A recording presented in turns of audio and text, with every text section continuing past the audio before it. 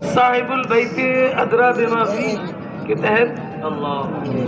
میں یہ امداد القاری جو بخاری شریف کی شرح کی تیسری جلد ہے، امداد القاری بشرح صحیح البخاری، پہلی جلد کا رسمی اجرا پچھلے سال عرس رضوی کے موقع پر ہوا اور دوسری جلد کا رسم اجرا 18 رمضان المبارک کو عرس ریحان ملت کے موقع پر ہوا، اور یہ تیسری جلد جو 664 صفحات پر مشتمل ہے، اس کا رسم اجرا حضور صاحب سجادہ دامت برکاتہم العالیہ کے دستے مبارک میں جب چھپ کر آئی تو کسی کو دینے سے پہلے میں نے حضرت صاحب سجادہ کی خدمت میں یہ پیش کی اور کہا کہ حضرت یہی آپ کی طرف سے میرے لیے رسمی ہے، اس لیے کہ اس کے کچھ شائقین خریداری میں سبقت کر رہے تھے اور ان کو مجھے اسی وقت میں دینا تھی، تو میں نے سوچا کہ سب سے پہلے یہ کتاب حضرت صاحب سجادہ کے ہاتھ میں پہنچے، ان کی دعائیں ملیں اور اجازت ہو پھر کسی کو دی جائے۔ یہ دوسرے عرس رضوی میں جو 104واں عرس رضوی ہے، تیسری جلد کا رسم اجرا ہو رہا ہے، اور انشاءاللہ تبارک و تعالی اگر اللہ کا فضل شامل حال رہا تو اگلے سال عرس رضوی تک چوتھی اور پانچویں جلد انشاءاللہ منظر عام پر آ جائے انشاءاللہ۔ واہ سبحان اللہ سبحان اللہ۔ مجھے رسم اجرا کا فن نہیں آتا ہے، کمی رہ جائے اگر پوری اللہ حضرت مفتی سلیم صاحب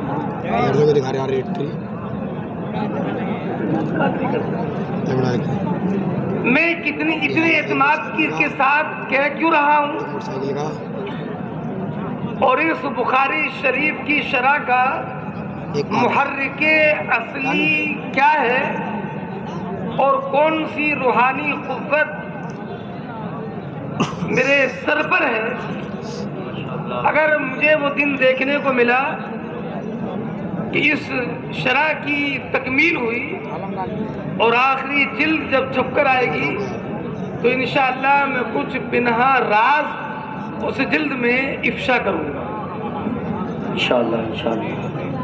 بہت، ورنہ اتنی ضخیم کتاب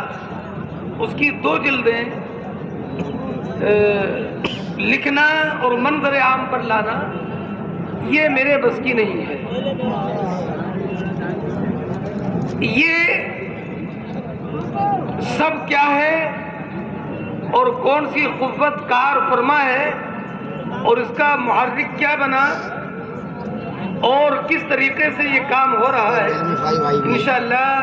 یہ تکمیل کے وقت میں اس کا اظہار کیا جائے انشاءاللہ۔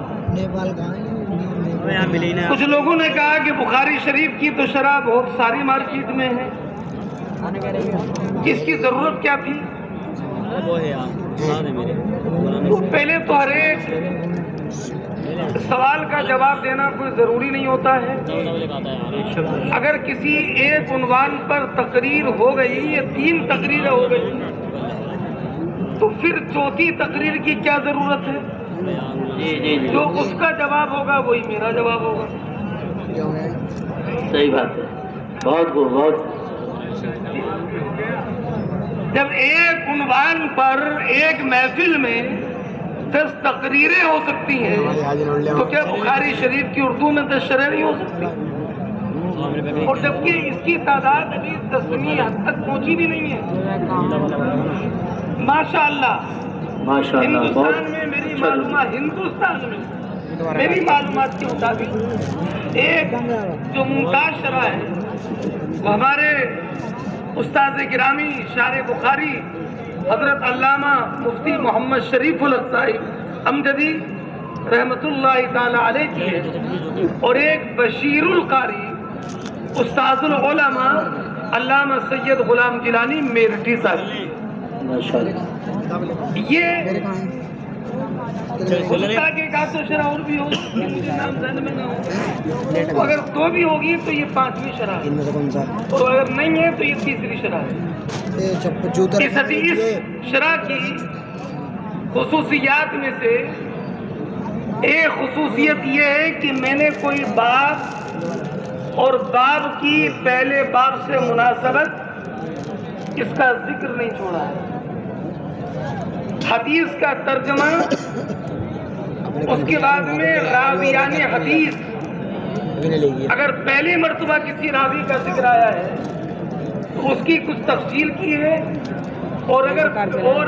راوی کا ذکر گزر بھی چکا ہے تو میں نے ہر راوی کا نام، بلدیت، کنیت اور نسبت، یہ 4 چیزیں ہر ایک راوی کی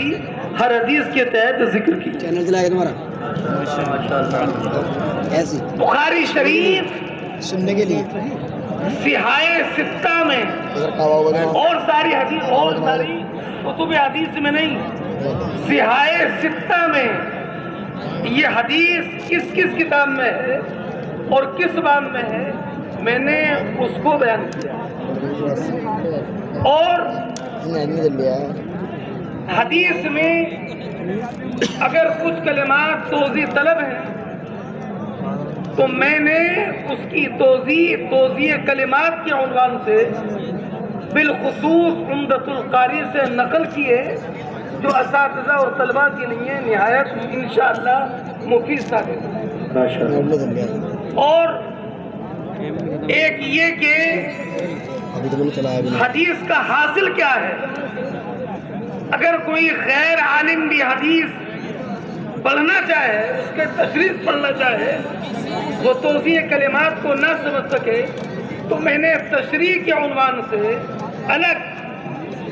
اس حدیث کا جو حاصل ہے وہ بیان کر دیا۔ اور 5ویں بات،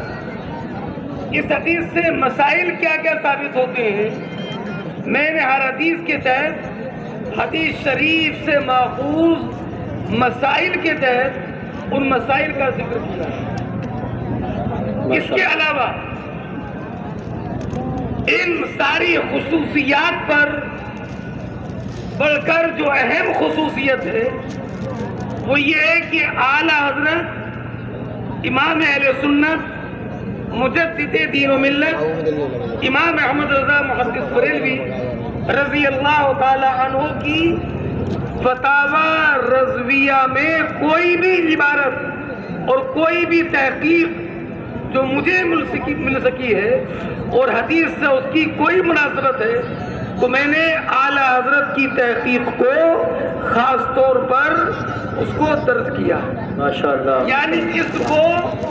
رضوی شرح بنانے کی پوری کوشش کی گئی ہے۔ اور ایک یہ کہ کسی بھی حدیث مقرر کو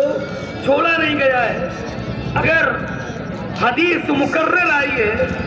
تو اس کا ترجمہ اور کوئی نئی بات اگر آئی ہے تو اس کا ذکر، اور جو حدیث دوبارہ آئی ہے اس سے پہلے اس حدیث کی تشریح کہاں گزر چکی ہے میں نے اس کا حوالہ بھی ذکر کیا۔ اور یہ کام انشاءاللہ 8 سال کی مدت میں 12 جلدوں میں یا کم و بیش اس کو مکمل کرنے کا عزم مصمم کیا ہے۔ فی الحال اس کی 3 جلدیں منظر عام پر ہیں، اور شائقین علم و فن اور اعلیٰ حضرت امام اہل سنت کے مبارک عرس کے موقع پر تینوں جلدیں 1000 روپے میں دارالافتاء منظر اسلام میں دستیاب ہیں۔ جن کو چاہیے وہ دارالافتاء منظر اسلام سے حاصل کریں، یا اسلامیہ مارکیٹ میں مجلس برکات میں یہ کتاب موجود ہے۔ یہ رسالہ جو آپ دیکھ رہے ہیں، یہ رسالہ یہ بخاری شریف کی پہلی اور آخری حدیث کی شرح ہے، پہلی حدیث کی شرح ہے اور آخری حدیث کی شرح ہے۔ اس کے ساتھ میں امام بخاری کے حالات، علم حدیث کی اہمیت، علم حدیث کی تاریخ، ان سب عناوین پر مشتمل یہ رسالہ امداد افتتاح اور ختم بخاری شریف کے نام سے یہ رسالہ چھپا ہے۔ اتفاق یہ ہے کہ ہماری مشہور 3 کتابیں، ایک امداد اللبیب لافہام التہذیب، ایک امداد القاری بشرح صحیح البخاری، ایک امداد افتتاح و ختم بخاری شریف، تینوں کتابیں امداد کے نام سے شروع ہیں۔ لیکن کسی صاحب نے مجھ سے پوچھا کیا امداد نام کے آپ کے کوئی خاندان میں بزرگ گزرے؟ تو میں نے کہا نہیں، اللہ ہمارے خاندان میں بزرگ پیدا فرمائے، لیکن امداد نام کے نہیں۔ اصل میں جو امداد اللبیب لافہام التہذیب منطق کی شرح تہذیب ہے، وہ 1430 ہجری میں مکمل ہوئی، اور امداد اللبیب لافہام التہذیب اس کا تاریخی نام ہے۔ عاقل سے وزن نہیں بن رہا تھا تو ہمارے استاد گرامی نے